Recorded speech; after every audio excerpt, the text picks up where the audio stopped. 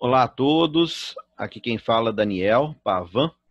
Eu sou trabalhador do Centro Espírita de Jacarepaguá e estamos aqui a convite do Josemir, do Centro Espírita, que todos nós fazemos parte e que necessariamente nos propõe, através dessa ferramenta digital, reflexões em torno da doutrina espírita.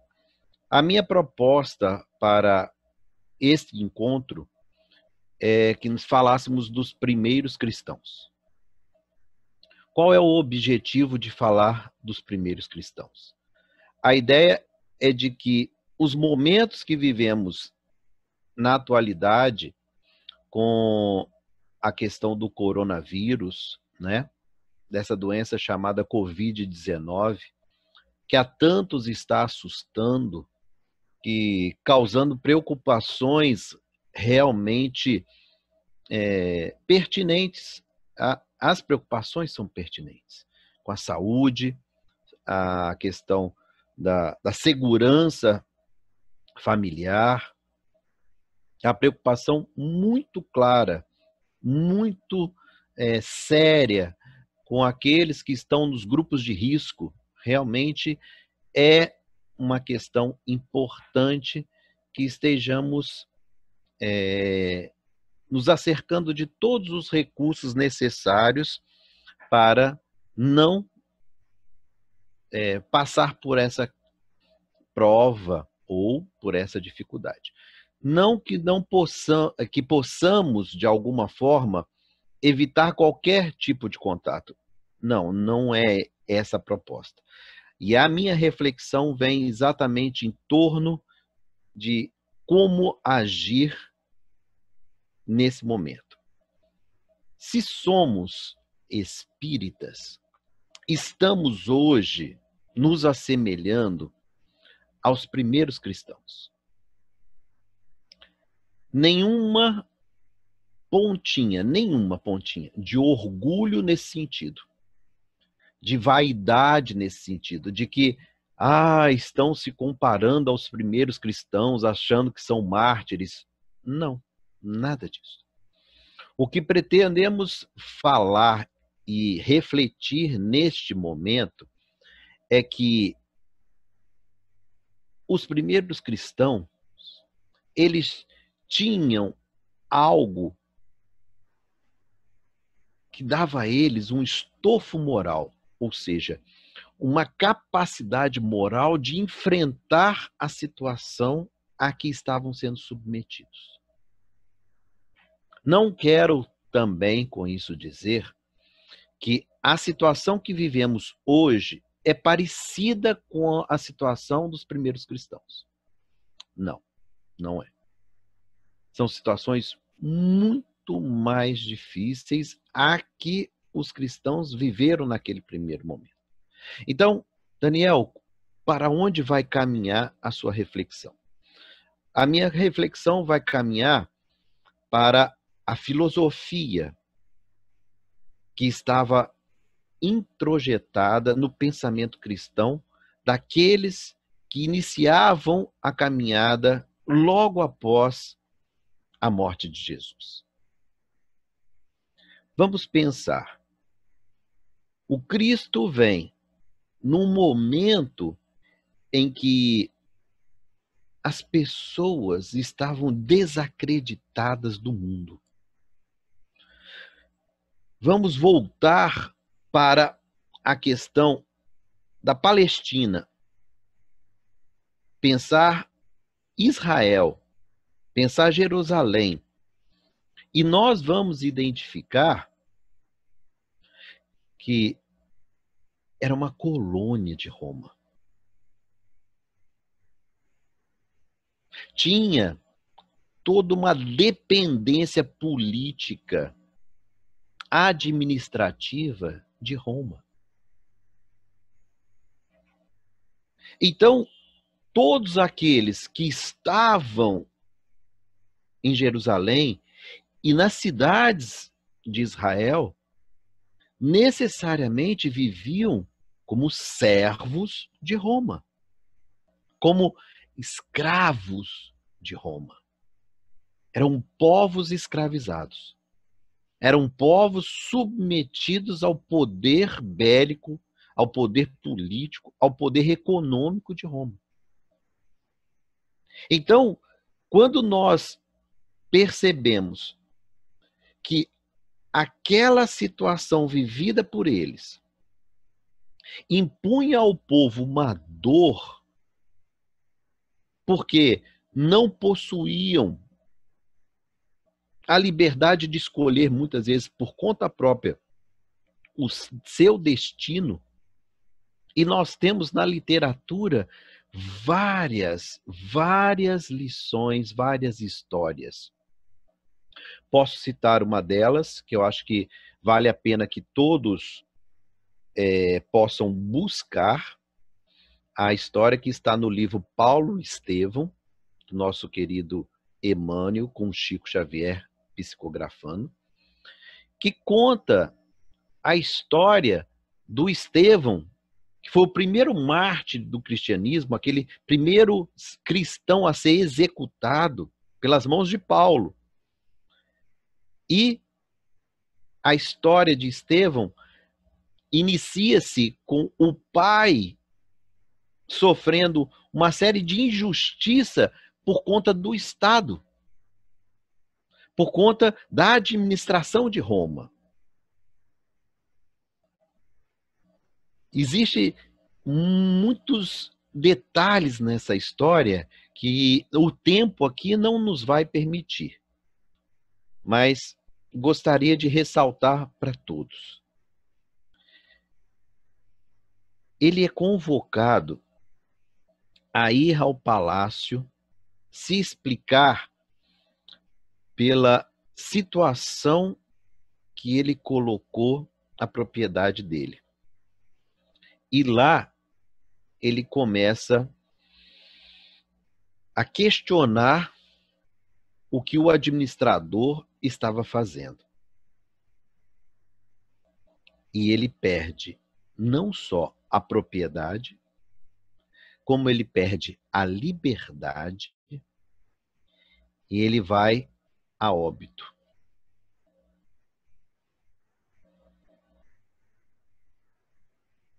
O filho é mandado, no caso Estevão, é mandado para as galeras, ou seja, aqueles barcos onde eram colocados escravos e eles deveriam remar até a morte. Essa situação vivida pela família de Estevão, que de uma forma geral envolvia o sentimento de toda a nação, de toda Israel, de todas as cidades de Israel. E nós temos que pensar, um povo que não tem justiça, um povo que não tem como se proteger da injustiça, um povo que se torna refém das barbaridades provocadas pelos administradores, desenvolve um sentimento de que não existe nada que me protege. E nesse sentido, é nesse sentido que eu vou chamar a atenção de todos vocês. Jesus surge nesse contexto. E ele apresenta não um Deus de justiça como Moisés apresentou. Ele apresenta um Deus de amor. E mais, ele diz, com todas as letras, de forma muito clara, que a vida real é a vida vivida após a morte. Que todos nós deveríamos nos esforçar para conquistar o reino de Deus. Esta mensagem possibilitava às pessoas a entender que existe muito mais na realidade do espírito do que na realidade material. Mas existe uma diferença. As pessoas que acreditaram em Jesus não tinham nada.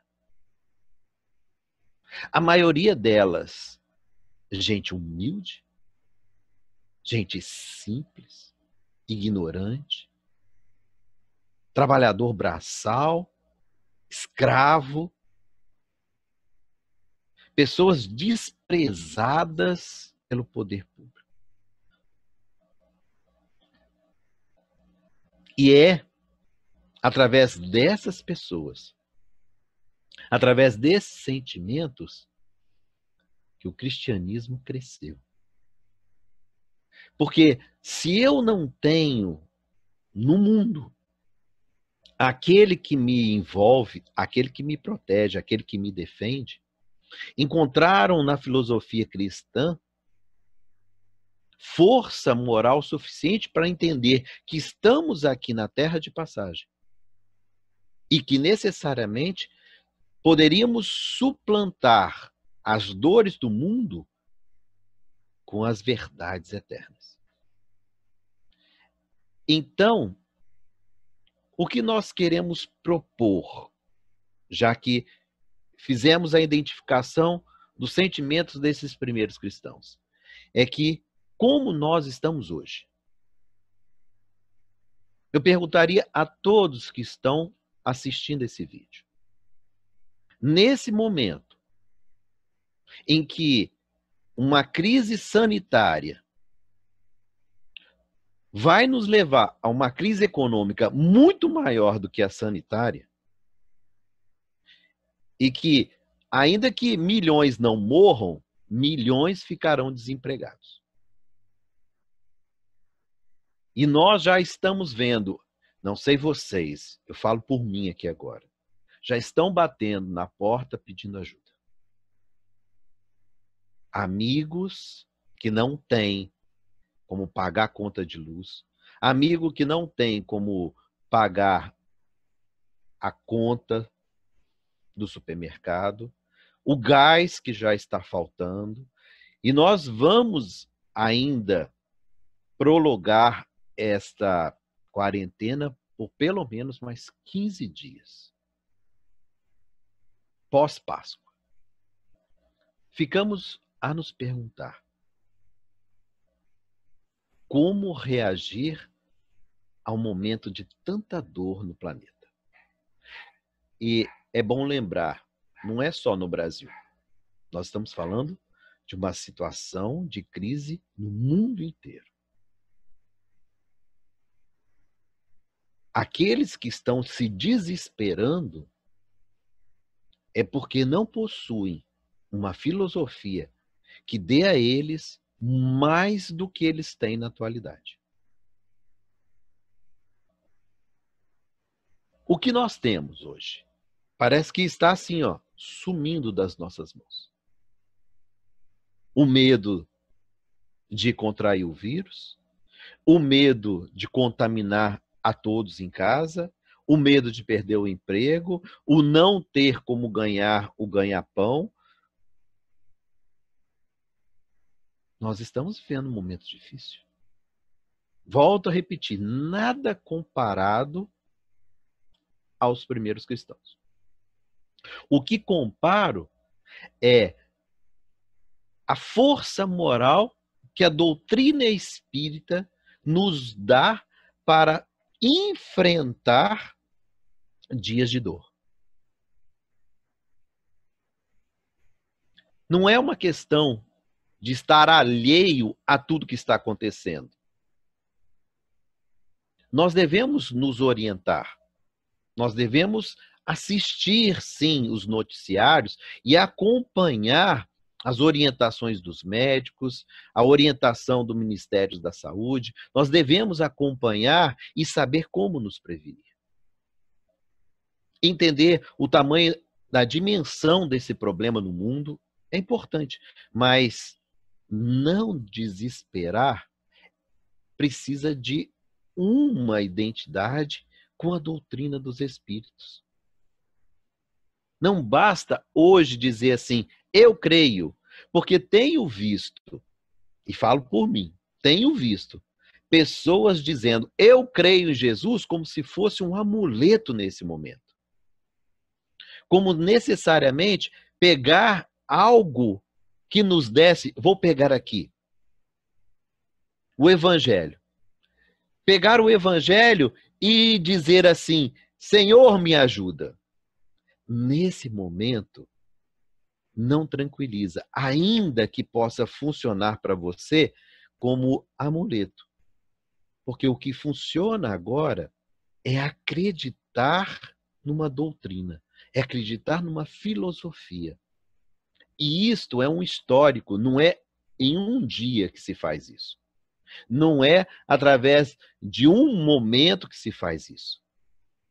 Então, o que nós queremos refletir é a força moral que a doutrina espírita nos dá de estarmos tranquilos, de estarmos serenos, sabendo das nossas grandes responsabilidades nesse momento, sem jamais nos desesperarmos.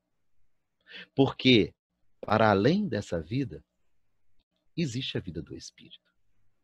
A certeza da imortalidade, a certeza de que a vida continuará. Então, para os espíritas nesse momento, como para os cristãos, é a certeza na imortalidade da alma que nos faz forte, que nos faz sereno, sem orgulho, sem nos gabarmos de que somos. Não somos nada. Estamos em tranquilidade porque temos o Cristo, temos essa filosofia espírita que nos ajuda a entender o momento que estamos passando. No mundo de provas e expiações, num mundo onde a dor ainda é tão disseminada, calamidades, crises como estas, elas são comuns. De tempo em tempo elas acontecem pela psicosfera que nós provocamos no planeta. É necessário que façamos as nossas reflexões diárias, que possamos cultivar o hábito de ler, de semear na alma a certeza da imortalidade da alma. E eu trago aqui, já pensando em fechar a nossa participação, o caso de Inácio de Antioquia. Para aqueles que não conhecem, Inácio de Antioquia foi aquela criança que se sentou no colo de Jesus e ele disse, o reino dos céus é como essa criança. É dele que nós estamos falando. Inácio de Antioquia, ele vai para o Oriente, hoje que seria algo em torno ali da Turquia, e ele começa a divulgar o Evangelho de Jesus nessas terras, Antioquia.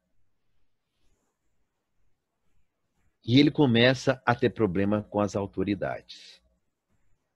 A religião cristã era perseguida, era proibida, e aqueles que divulgavam o culto, muitas vezes, eram executados.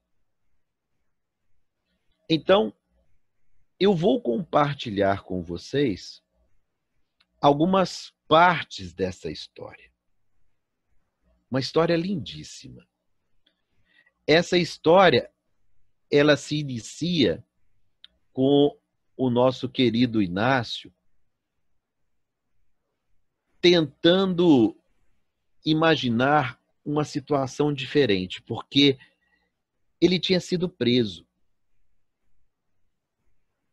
Eu vou compartilhar a tela com vocês.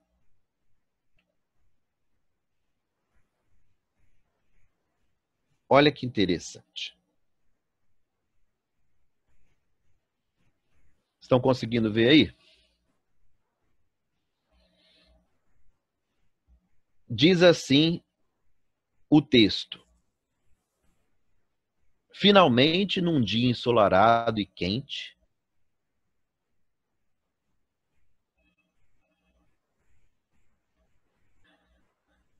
desembarcando no porto de Ostia, cercado por legionários, seguiu pela Via Ápia.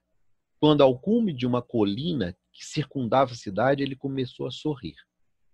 Então, Inácio tinha sido preso, estava sendo algemado e levado para Roma para ser executado.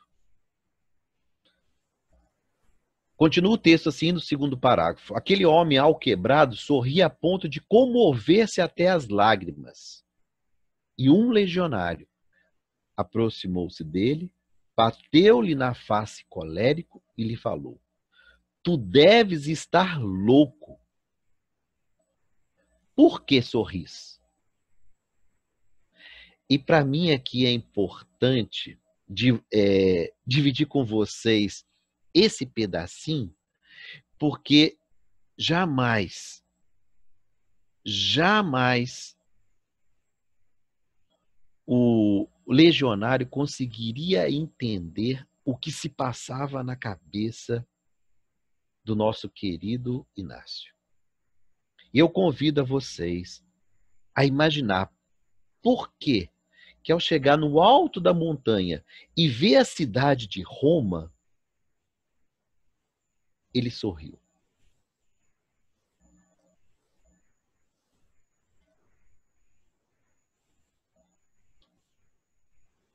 E ele responde, vou dividir com vocês aqui, ó.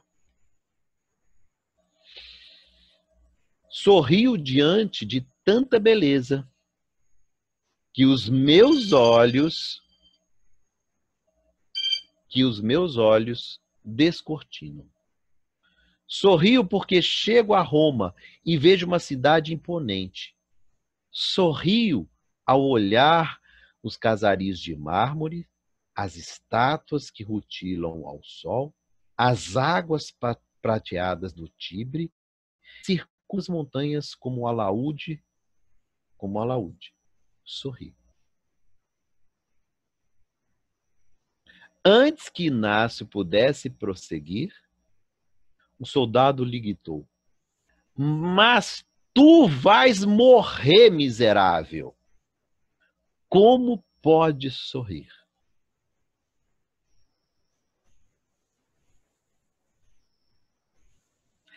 Esse é o desafio para todos nós espíritas nesse momento. Não é sorrir pelo desdém. Não era isso que ele estava aqui fazendo. Ele não estava desdenhando o soldado, ele não estava se sentindo melhor, ele não estava ali debochando de ninguém. O soldado é que não conseguiu entender. Porque o soldado representava o poder de Roma. E ele, o que representava? Vou passar aqui e vocês vão entender. Ele continua dizendo, sorriu de felicidade, porque agora eu posso ter uma dimensão do amor de Deus.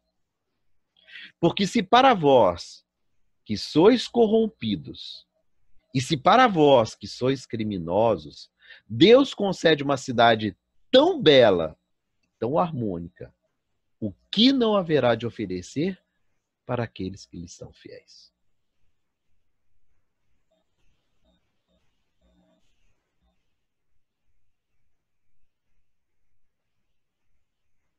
Essa é a questão que eu deixo aqui para todos nós. E eu acho que nós precisamos compreender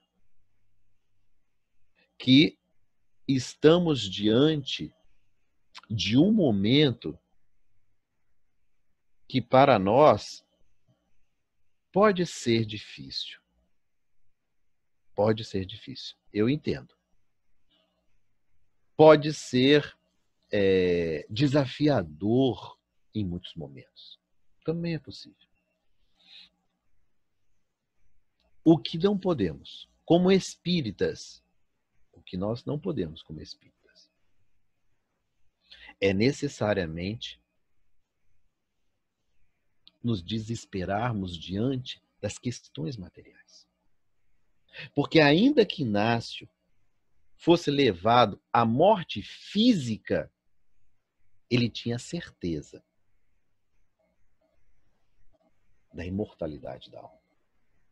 E ele pensava assim: vocês vão me dar um presente,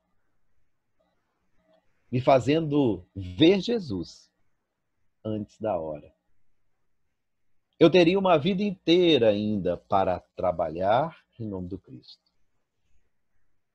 Mas ao me tirar a vida, me farão entrar no reino dos céus. E se Deus permite uma situação tão bonita numa cidade como Roma, imagina o que deve ter no céu. E essa é a questão para nós. Às vezes estamos aqui lutando numa situação de manter a vida na Terra, de manter a vida material. E nós temos que refletir que a verdadeira vida é a vida espiritual. Que Jesus possa nos fortalecer nesse momento tão difícil. Nós possamos nos solidarizar com aqueles que estão ao nosso lado. Não só os nossos parentes mais próximos. Não só aqueles que estão nos grupos de riscos da nossa família. Mas pensarmos em tudo aquilo que podemos fazer para diminuir a dor das muitas famílias que vão passar fome, que vão enfrentar muitas dificuldades nos dias que se sucederão. Eu deixo aqui o meu abraço e agradeço a todos a oportunidade de refletirmos juntos nesse momento. Até a próxima.